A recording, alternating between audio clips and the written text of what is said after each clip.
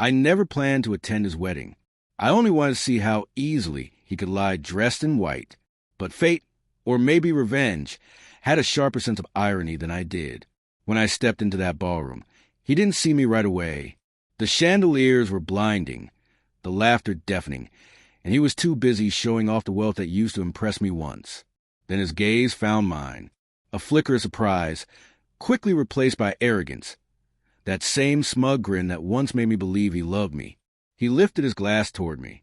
"Well, look who decided to show up," he said loudly enough for everyone to hear. "Still living that simple life?" Laughter followed, polished and cruel, the kind only money can refine. I smiled. Still simple. Still real.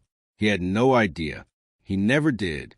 That simplicity he mocked had always been my disguise.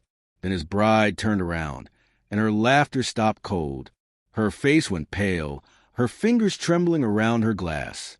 Because she knew me. She knew exactly what I knew. The room went still. But before I tell you what happened next, you need to know how we got here. We met 3 years ago at a charity event he pretended to care about. He was magnetic, reckless, generous in all the right ways. He said he loved how authentic I was, and I believed him.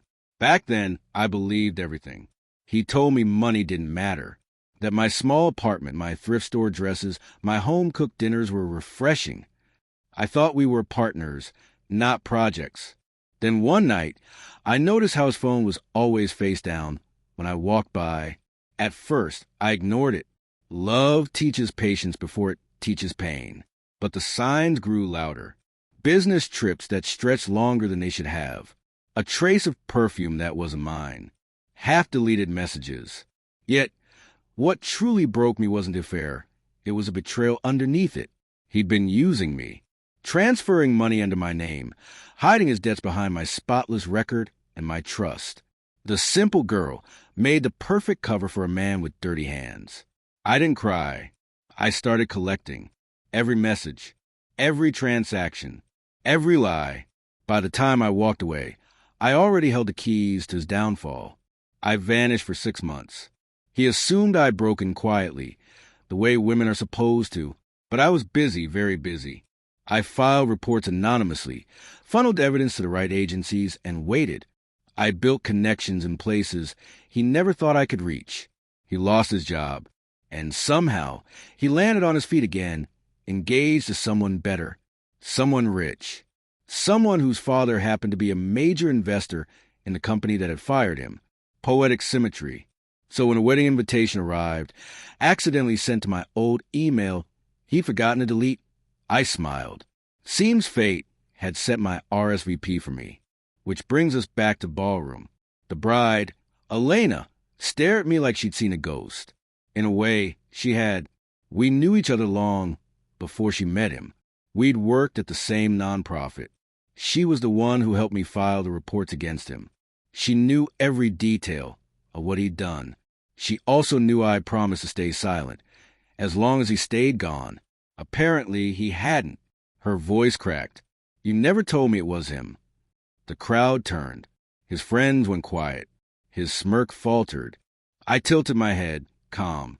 He didn't mention the investigation, the fraud charges he settled under my name. A wave of murmurs rippled through the room. Cameras lifted. Her father froze mid-toast. "Lies," he hissed under his breath. I handed Elena an envelope. "Proof," I said. "You deserve to know who you're marrying." She opened it. Page after page of statements, letters, screenshots, all stamped with his name. Her tears fell before her words did. She slapped him so hard the entire hall gasped. I didn't have to say another word. My silence roared louder than his excuses. He lunged toward me, but 2 groomsmen restrained him. Someone shouted for security.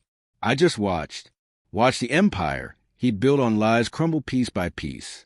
Every gaze turned on him now. The laughter that used to follow him sliced through him instead. I left before the chaos settled. I didn't need to see the ending. I'd already written it. Outside, the night air felt pure. For the first time in years, I could breathe without fear. People think revenge is driven by anger. It isn't. It's about balance, about truth finding its way home. As I reached my car, my phone buzzed. A message from an unknown number. "You ruined me." I smiled. No, I typed back. "You ruined yourself." I just turned on the lights. Then I deleted the message, started the engine, and drove off into a life he could never afford to buy. He once told me I'd never make it without him. But on his wedding day, it wasn't me who needed saving. It was him, sinking in the wreckage of his own deceit. And I simply watched him drown, quietly, beautifully, like justice finally breathing.